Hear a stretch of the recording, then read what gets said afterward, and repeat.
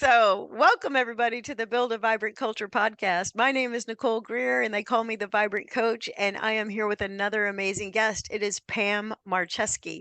Pam is the principal owner of Intentions to Actions Leadership. It is a mindfulness-based leadership company that centers around helping individuals and their organizations identify their desired leadership intentions in both their personal and professional life, with the structure of using traditional leadership development model combined with the foundations of mindfulness. Pam helps to guide a roadmap with actions that align with those intentions. Welcome to the show, Pam. I'm so glad you're here. Oh, thank you, Nicole. It's so glad we get to be together. Yeah. Yeah. Tell me about where you are on the planet right now. Where are you at? On the planet right now. I am in San Diego, California. Yeah. Oh my Yeah. gosh, beautiful there. It is. Although we have a thing called May gray and June gloom around here. Oh, really? Yeah, but it's blown off and now the sun is out and it's beautiful. So Oh, that's good place to fantastic. be. Yeah. So tell me a little bit about your company, and then we're going to dive in, everybody, to a program that is called mPEAK. Am I saying that correctly? You did. Yeah. Yeah. Okay. I'll tell you the long version when we get to it. So Okay. yeah, yeah. So, thanks for asking. About 6 years ago, my life really changed, and I made a transition out of my corporate life and made a decision that I was going to open my own company and really focus on development and coaching. And I had some really great supporters and mentors that had encouraged me to go down this road. And my old world, I really felt like coaching was very much a part of it in what I did. But now just doing it in a different setting, right, with different people, and working with different organizations. And then I also felt really important, what there was a gap missing was mindfulness in our development today. And with the conditions of the world changing so much and so much coming at everybody, I had really started my own practice in my old world. And I really wanted to bring those tools and skills to those that I coach. So I spent a year getting certified through UCSD in mPEAK, and that really helped guide Intentions to Actions leadership, really helping people get to what their intentions are, setting those actions in place, and really making sure we close the gap to make sure we align with that. That's fantastic. And you had a career in retail. Do I have my story right? Oh, you do? Yes. Yeah. Decades in retail. I Yeah. Yep, 12 years at Sears, and 13 years at JCPenney's, and a blip of a couple of years at Kohl's. So I got to see a lot of big boxes along the road. Yeah. That's right. That's right. And for those of you who are sitting there going, retail, I had a little stint in retail, and we all know that like that is just a place where you could lose your mind. You know, it is. I loved it. It's Right. obviously a completely different landscape today, and the conditions are completely different than they were then. But I started in a fitting room, and my last role was a vice president, so I must have enjoyed it along the way and had Absolutely. skill set. Yeah, yeah. That's So you get fantastic. So I all was about in the people. hotel business and the restaurant business, and so I think it's a little the same. Well, if you don't have a degree in human behavior, just spend some time in the service industry serving other human beings and you'll get a degree. Yeah. Yeah. Because you learn all about yourself, you learn about your relationships to people, and especially when you're talking about a consumer and employees. Yeah, yeah. It's a real life practice for sure. Absolutely. Well, I love this focus on mindfulness. So will you tell us like what's the definition of mindfulness? We hear it, it's out there, everybody's talking about Right. it. If you've been to the yoga class, they talk about it. Yeah. So and I just recently got certified in yoga, and so we Oh, studied it a little bit, but like not as deep as I would like. So I'm so excited to hear what you have to say about it. yeah. Mindfulness becomes just kind of a word today, right? That's like a buzzword, but it truly is a practice. We really want to do something with intention. And it's really about paying attention on purpose, non-judgmentally to what's happening in the mind. Say it one more time. Say it one more time so they can catch it. That was great. It's paying attention on purpose with intention, non-judgmentally to what's happening in the mind. It's really giving yourself the space to really sit with and explore with some curiosity. It's the non-judgmental part. that I think often gets people tripped up, or the desire to stop your thoughts. There's no stopping your thoughts. So your mind is always working. And this is just creating that capacity, the working out of the brain, because it is a muscle, to allow yourself to just watch your thoughts as they play out, to be present to them, and to not have judgment with them. Why does that matter? It matters because everything that's happening in the brain decides how our body is going to respond. And so much is happening, especially in our world today, that when you can take the time to, and do that and find that space to ground and be with and be present, you can respond and you can create your own roadmap versus continuously reacting to everything that happens. So I always tell people, like, it's a practice that I do every day so that I can show up in the external world, my best self, for myself and others. Right? It's not about getting good on a cushion. It's not about having a good sit. It's not about hours anywhere. It's about intentionality around that practice and really being present. And you can read all the articles. You can say it all you want, but you have to do it. It's a real practice, but it's a practice worth doing. That's fantastic. So tell me about your university that you went to and the program that you took. What was that like? Yeah, so mPEAK was designed by the UCSD, University of Southern California, and it was designed by the neuroscience and the mindfulness department. And it was tested on the BMX Olympic team. And the course was using mindfulness, positive psychology, and strengths. And it's basically an 8-module course that really works towards mindfulness and in a way of how to reach your peak performance. mPEAK stands for Mindfulness, Performance, Enhancement, Awareness, and Knowledge. And it's a mouthful, so we'll go with mPEAK. But Fantastic. the intention around the course is really to take a real practical approach with some really good activities, some meditations, and an exploration in a very directed way in our total performance. And performance can be on a team, performance can be in a family, performance can be at work, right? It's how do you want to show up? How do you want to find those moments of flow?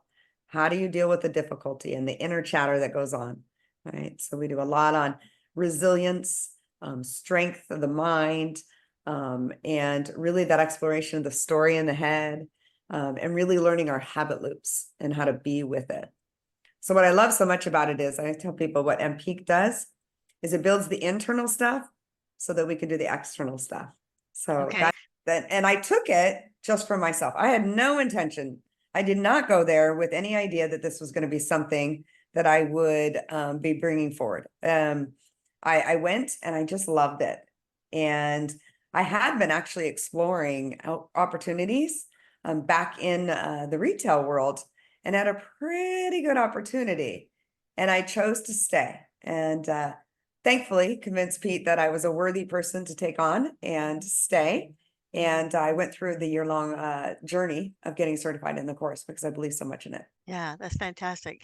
Okay, so let's talk about the internal stuff. What stuff are you talking about? Can you kind of break that down for us? What is Mm. our internal stuff?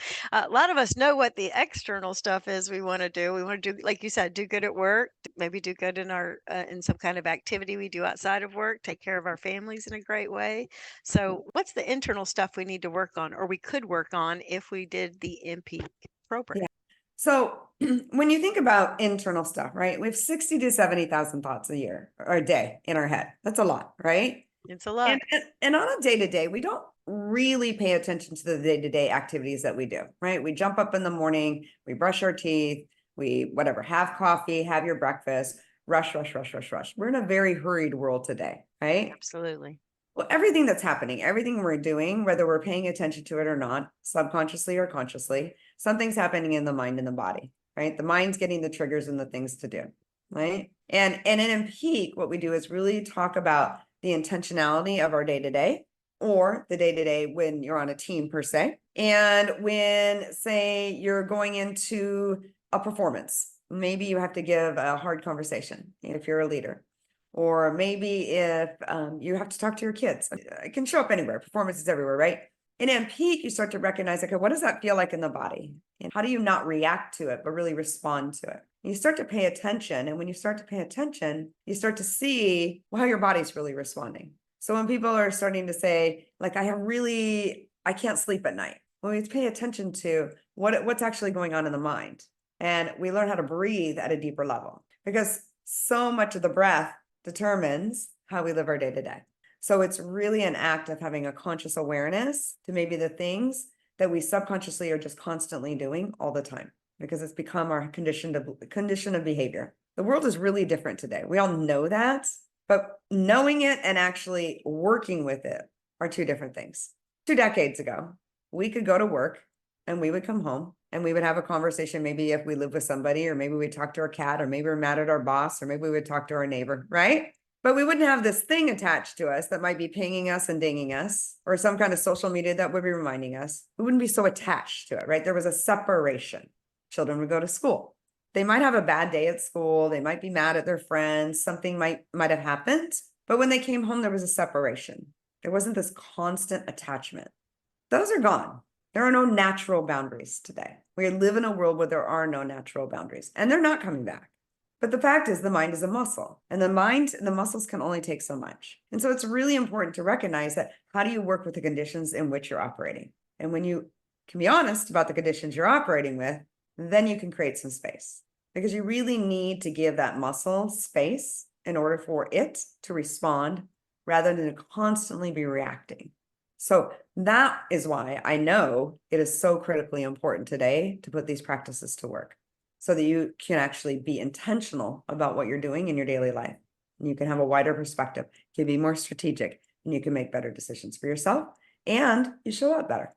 So my internal stuff is like all those major thoughts you're telling me that I'm having, and then also my reactions to all this stimulus that is in our modern world. And so Yeah, I've got to counteract that with mindfulness yeah, practice. yeah.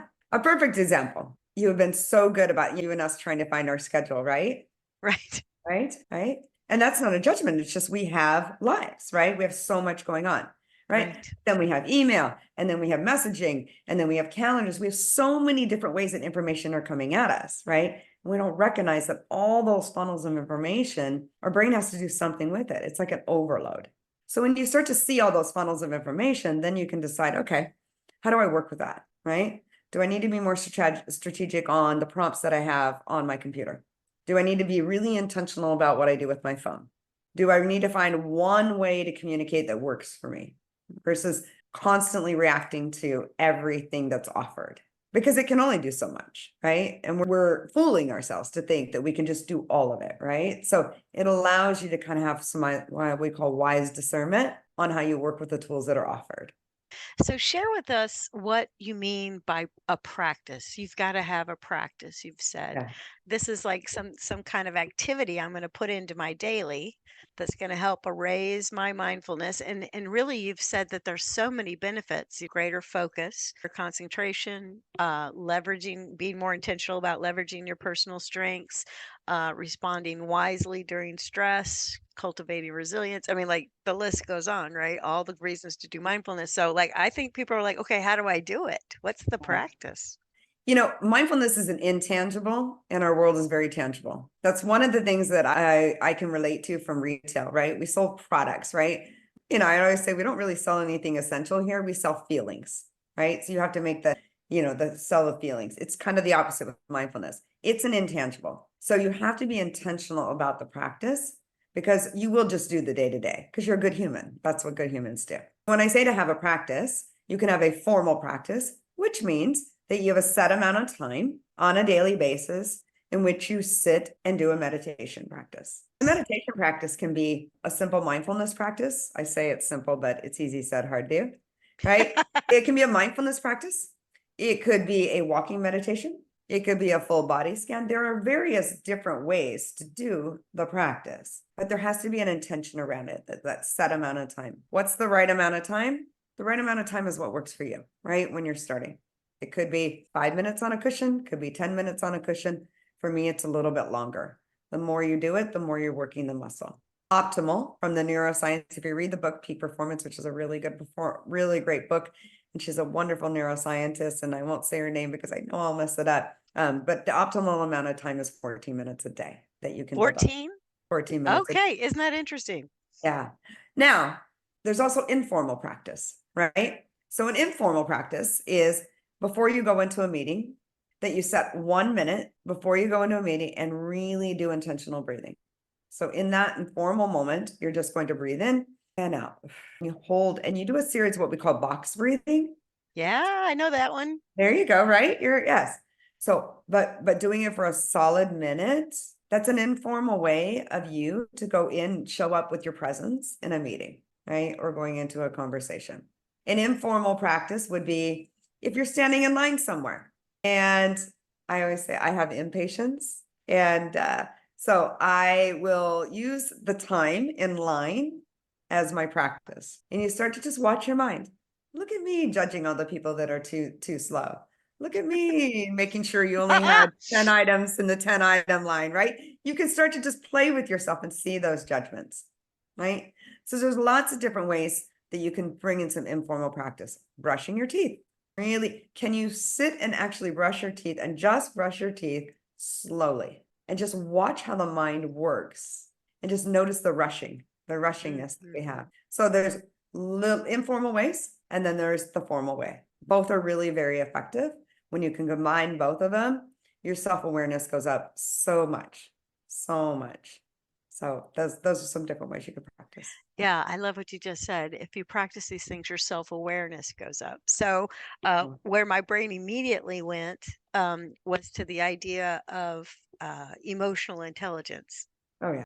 Right. Yeah. So those of you who have heard me talk about emotional intelligence, or you've read Goldman's book or whoever's book about it, there's 4 buckets to it. And the first one is self-awareness. Like, what's up Awareness is with you? everything. Everything awareness is everything. It's the first thing in my book when I talk about noticing as a gift, space as a grace, and response as the power. Everything starts with awareness. And it's amazing when you actually put it to practice and see how much you're not aware of. And it's not a judgment. When oftentimes people get really hard on themselves, it's not a judgment. We wouldn't function a life if we had to stop and think about everything we do. Right, you get nothing done. It's amazing. It's absolutely amazing how our mind and our bodies work. Like such an incredible gift. Yes. And yet sometimes we have to pay more attention. And especially in today's world, we're a very complex world. We're connected at every level. And we have to give ourselves the opportunity to put these practices into play so that we can trust ourselves a little bit more and listen to ourselves a little bit deeper. So I absolutely love what you just said. We could trust ourselves a little bit more. I think we have self-awareness a lot of the times, but we don't pay attention to what we realize. We kind of skim over it because we're moving too fast. And I think that like just doing that box breathing, like we were saying before a meeting, that's kind of like, you're doing box breathing, you're trying to focus on your breath, but a thought might come in your mind. Be careful to overtalk people. Yeah. Like if that's because you do it, or you interrupt people, or you stay too quiet, speak up in the meeting. You know what I mean? I think sometimes when you get still for a second, your self-awareness, it might visit you and help you if you could be still for one hot minute, right? Yeah. Yeah. Whenever the mind senses any kind of friction, it wants to do something with that. It doesn't like it, right? Because the brain's job is to protect you, right? That is 100%. fundamentally. So whenever it senses any kind of friction, and everything you feel here, something that happens here will be felt in the body somewhere, right? So when you can take that time to really let yourself ground and get settled in, you can kind of see it for what it is. It's just a thought. It's just an emotion. And noticing how we always want to explain it, or we want to tell a story about it, because that's what good humans do. And mindfulness really helps us let's just drop the story. Let's just see it for what it is. Then we can get really strategic about what we have to work with. Yeah. So, I think people want to know the part about the cushion. So, I mean, I could stop, I could focus for a minute, I could do box breathing, which is taking several breaths in, holding your breath, letting the breath out, holding, going back and forth. So, the reason you do that is so that there's a pattern, an intentionality, right? So that you're getting your focus in on the breath. But I'd like to hear about the more formal meditation. Now, there's a lot of people who are like, I need to meditate. They'll joke about it, and you're probably thinking, you do. You need to, you definitely need to meditate. Not judgment, right? Yeah. But like people are like, I don't know, I've never sat on the floor cross-legged and got a cushion. What are you talking about? So could you Yeah. kind of take maybe the woo or the Yeah. whatever judgment people have about sitting on a cushion? Talk about that. And I know there's a ton of science behind that. And as Pam's talking, she's really talking about the mind body connection. Your brain is triggered, your parasympathetic, your sympathetic nervous system, all this stuff gets triggered. And so she's talking about controlling all that more instead of letting it hijack you. So help us see what you mean by getting on the cushion. So the cushion's a metaphor, right? Because you can Yeah, always see people cross-legged and in the yoga pose, but right, I don't care. It could be a chair. I don't care if you're in your bed, right? So right. there's no, but it is an intentionality to do the act. So if you're sitting in a chair right now. So we're sitting in awareness, but we're sitting more up, right? So we just notice our posture, right? We don't want to be stiff, but we want to hold our posture with some, and we do that because the air has better access when you do that. Not because we want you to be stiff, but because we want to give the air access, right? And then you take a deep breath in, an audible exhale. You can soften your eyes. We soften the eyes and close the eyes. Why do we do that? Because the eyes are your sense that reacts the most. So it starts to tell the story. So if you can soften your eyes, then you can come right back. Then you can really get to present with your mind a little bit quicker. And then just allow yourself to fall into the breath, breathing in and breathing out. And you just breathe as natural as you can. And I most often will guide people to really sense the breath in your body and where you feel it in the body. Not thinking about the breath, but really sensing it. And it might be the first time that you really tap into the body, right? So do I feel it in my chest, in my cheeks, or my back, or my seat? You're just breathing in and breathing out. And then you use the breath as your awareness, place you could come back to. And then your mind will hear a sound and you'll notice it, but you come back to the breath. And then your mind will have a thought and you'll notice it and you'll come back to the breath. And then maybe you'll get 2 breaths in and there'll be another thought and you'll see it and you'll come back to the breath. And it's just continuously allowing yourself to see what shows up. It can help sometimes just to note, I hear a sound. I notice a sensation in the body. It's just that intentionality around it. And you'll feel not trying to do anything with it, just to see it for what it is. And then you come back to the breath. So one of the pieces of language I picked up not only through yoga but through centering prayer practice that I do is like taking the seat of the observer. Is that part of You're just mindfulness? observing. It's just an act of curiosity. Yeah, yeah. Sensing into the body. The body scan honestly was one of the meditations that was probably the most challenging for me in the beginning. I was like, what is all this? You're Yeah, just my body, right? Like that's silliness, right? Now I can't imagine not having the practice, right. and the importance of really knowing and being able to tap into the body. People with TMJ, jaw problems, headaches all the time will start to pay attention. Let's just pay attention and start noticing every 5 minutes what's your jaw doing, and they'll start to notice how much they clench their mouth. And so let's just open the mouth a little bit, right? So there are different ways when you do this practice, not just from a mindful, just a physical way, right? That you can help support yourself as well, right? I used to have some claustrophobia in tight elevators. Now I'm aware, before, I get into that state, feeling a little anxious. Now I can breathe into it, right? Now it doesn't have to own me. It might still be there. Don't have to deny it, but I have the tools to breathe in and breathe out. And it's not taking me down a rabbit hole. And I think too, one of the really important things about mindfulness is you said there's the informal and the formal. Yeah. And so getting on your quote unquote cushion or in your chair or wherever in your bed, laying still for a minute and doing the practice, which means giving it intention and attention. You're practicing your mindfulness, you're doing the meditation. It's to serve you when you're in the active situation. Like, Pam, jump on this elevator with me. Let's go upstairs and see Susan. You Yeah. could panic, Yeah. or because you've been practicing on your cushion, you go right into breathing. Yeah. You do the practice to serve your life, not to get good on anything, right? Right. It's how you want to serve your life. You work the muscle before you need the muscle so that the muscle works for you when you need the muscle. That is a difference in the West and the Eastern cultures. Mindfulness really has been a practice that is pretty embedded in a lot of Eastern cultures.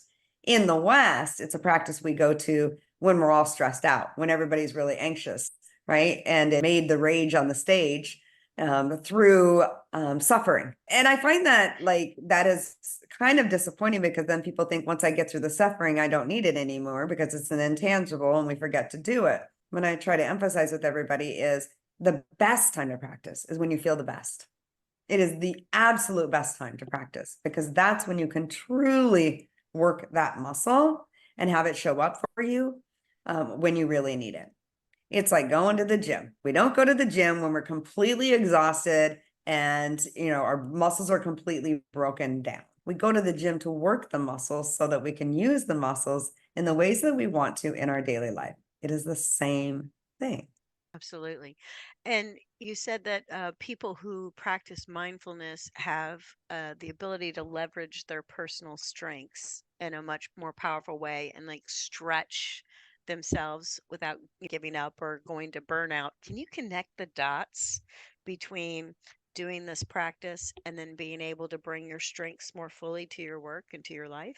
It's a great question. During the module, when we talk about and suffering, we talk about mental pain and physical pain. And what we teach is, and what we learn is how to be with pain and not have to tell a story about pain, to actually breathe into it and be with it. And so that capacity to actually be with it and pushing it, it's called balanced. We call it balanced effort, right? When we use some balanced effort, rather than trying to move away from it so quickly or tell a story about it. So in one module, we learn about our performance story. And then in the next module, we learn about our pain and suffering and our relationship to pain. We really learn that we don't have to tell a story about it. We just have to see the pain for what it is. And then we have to be able to, we learn how to be with that. And then we can determine, right? That's builds up that resilience, right? Then things might be not as big as we might think, or maybe we have more in us than we thought, right? We can push it just a little bit further. So when a setback comes, we don't have to tell a story about it. Maybe we can look at that story a little bit differently. And when you're saying the story, correct me if I don't have this right, but I think sometimes people, when they experience pain, whether it's emotional, spiritual, physical, whatever, they can catastrophize it. Is that Oh yeah, yeah, catastrophize? Help yeah. me. Catastrophize it, right? We got Is that right? Yeah. Oh yeah, Or yeah. We're really good, right? We can take blowing it out, all the way. Just play it out. Just watch it go. And right? yeah, I mean, I don't know a human that doesn't do it, right? Right. But when we talk about, how do you want to take your performance to the next level and really use it in a peak performance, right? Well, the only way to really do that is to really understand that the muscles got to work at a little bit different level, right? And so when you learn how to say no mud, no lotus, when you can sit with your discomfort, things bloom.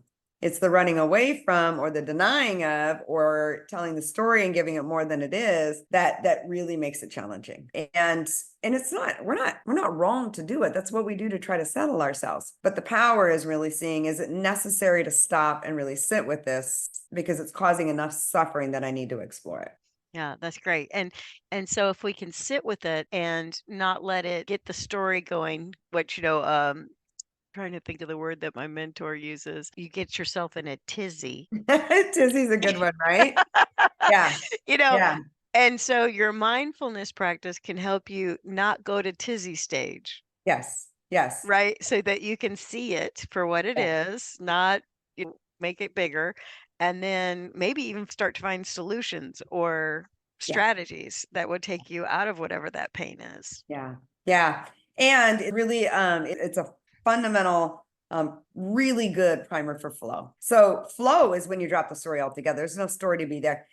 When people are in a flow state, what science shows us is that the prefrontal cortex just literally gets bypassed. Like the other brain regions light up. So it goes past that whole reactionary stop you, and you're just in that place. That's in your ultimate place of strength, right? We don't even have to think about it. And when you're in that flow state, you don't even know you're there. You're just feeling it. You can feel yourself in the zone, right? So mindfulness is not flow, but it is a primer for flow. And so when we teach it in mPEAK, we really recognize like that, using that practice so that we can drop the story, and it allows more access to more flow states. Yeah. And people are like, "Oh, flow." So here's what flow might look like is you need to write something. And instead of thinking about writing it, you just write it. And then, That can be.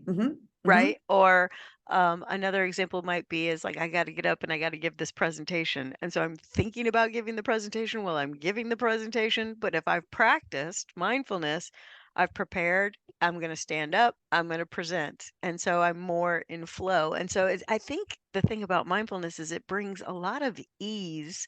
And you already mentioned the suffering and the pain.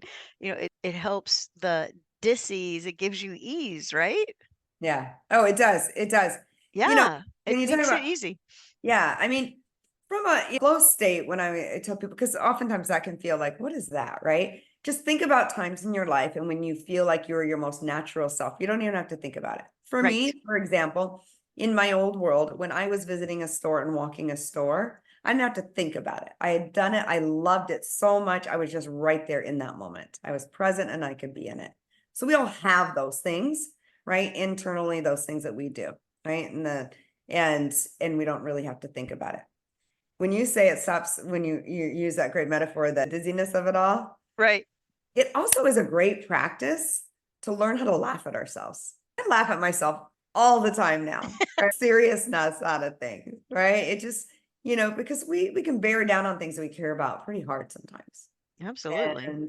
And caring about things is not a bad thing. That's a good thing.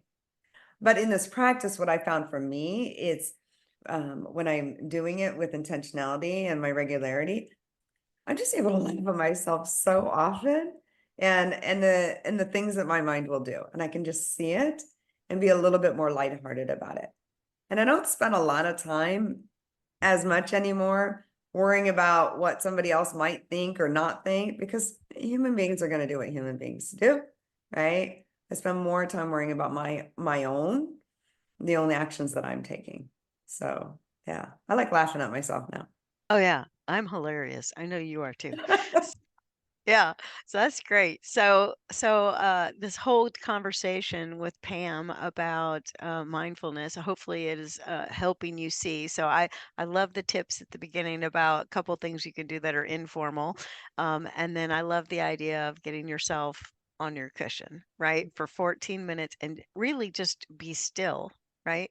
So are there any tips or tricks or techniques to getting yourself on that cushion and being there 14 minutes? Anything I can do in that space that will help me?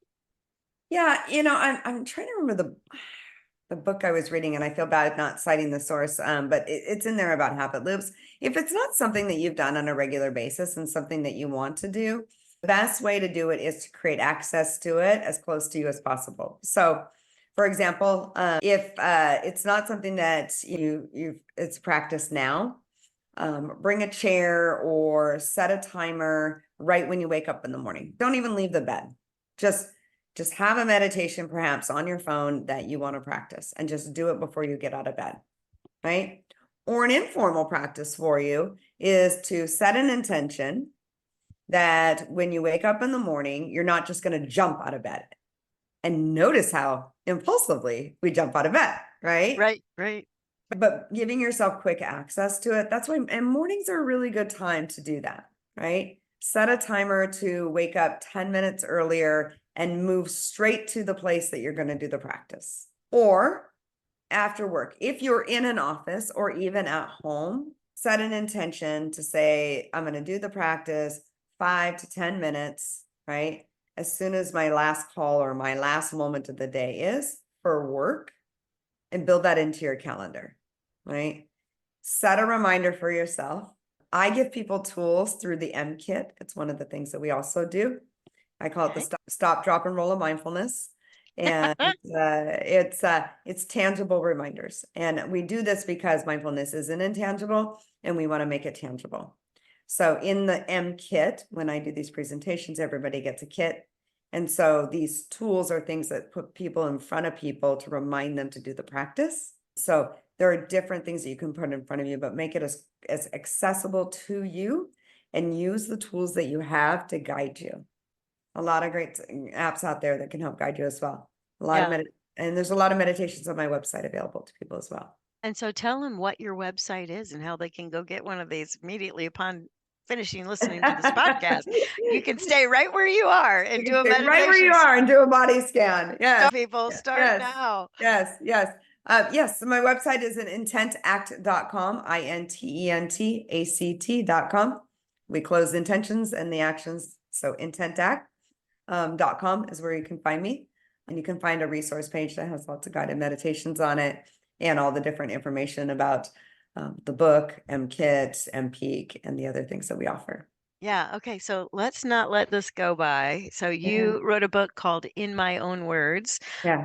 This could be part of your practice. Yeah. Read Yes. one of the short chapters in here Yeah. where Pam lays down some serious wisdom, and then you could move into your practice. This could be the thing that calms your mind, makes you think for a minute, and then takes you into a softer, quieter place. Talk about this book. How did it come to be, and how could people use it other than maybe what I'm suggesting?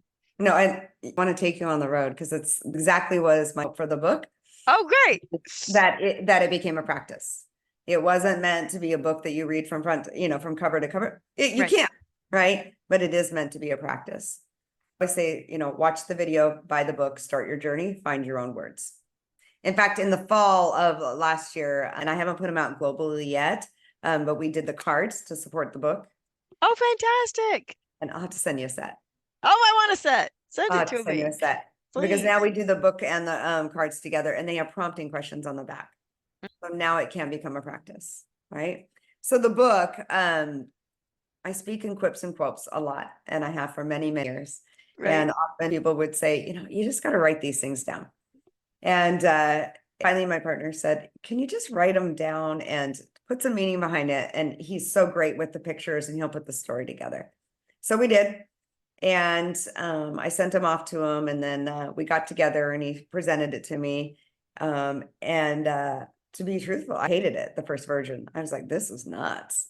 Like, this is like, it was just a bunch of quotes and descriptions. And he's like, but it's good. And I'm like, no, I couldn't do it. Right. And so I sat with it by myself. I actually, I broke my arm. I was in St. George. Sorry. I was by myself with my broken right arm. And I had all these quotes and all these beautiful pictures he put together. And I just ripped it apart. And then I just sat with it. And I just started putting it together. And I just said, everything starts with awareness. Noticing is a gift, space is a grace, response is the power. And when we do, we can dance with the partner we brought. And from here, and so it evolved. So all the quotes then kind of fell into place. I got rid of several, right? Now it became a journey. Now it was a journey of a practice, right? And then I recorded it and then I sent it off to him, and we knew then that was right.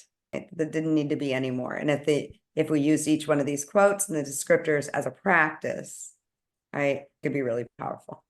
Yeah, yeah. And so just to give you an example, one of the things in here is a chapter, well, what you promote.